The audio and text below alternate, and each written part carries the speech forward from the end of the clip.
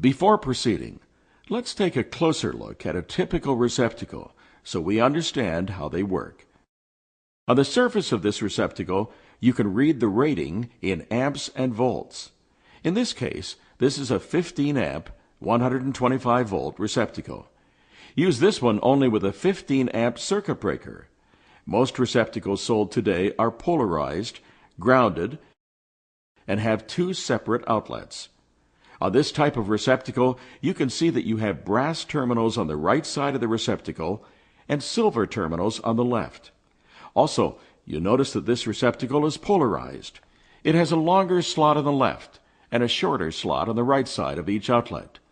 These colors and slot lengths make it easier to understand how to properly wire an outlet. Let's start by analyzing how a receptacle works with the electric current it receives. In this example, we'll properly wire a receptacle that is located at the end of a run of cable. A quick note, electrical devices are found either in the middle of a run or at the end of a run of cable. Depending on where the device is on the circuit will determine how the device should be wired.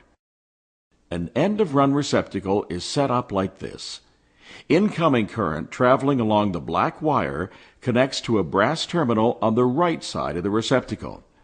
Electricity can flow freely from one terminal to the other across this metal tab. So here, you only need to connect the hot lead to one of the two terminals for both to receive power.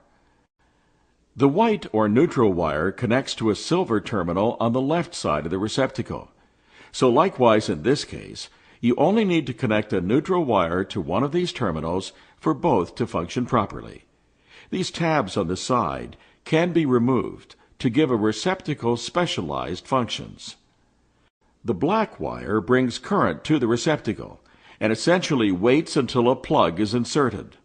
At that time, the current passes out to the electrical device and returns to the receptacle and continues on to the service panel via the neutral wire on the left side of the receptacle. Again, you'll notice two sets of terminals on this receptacle. You only have to connect one set of the terminals for both outlets to be active. If, however, you would like to put each outlet of this receptacle on a different circuit, simply remove these tabs, and the two outlets will work independently. We'll learn more about this later. Taking a glance at the back side of the receptacle, you may see a strip gauge. This gauge informs you of the suggested length of sheathing you need to remove from the wires to make a proper electrical connection with this receptacle. Normally, 3/4 of an inch is recommended.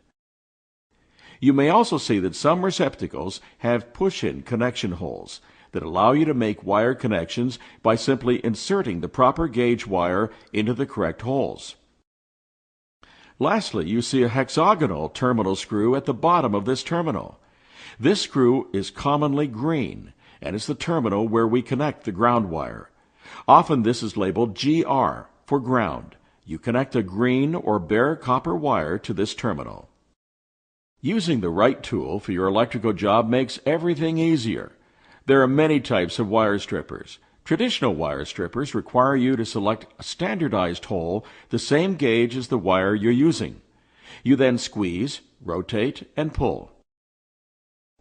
Other automatic style wire strippers estimate the gauge of the wire you're using and strip the wire without pulling.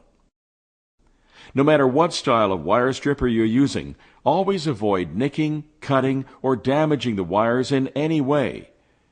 Due to the many potential risks, damaged wires should never be used in any wiring project. Recut and restrip the wires as needed.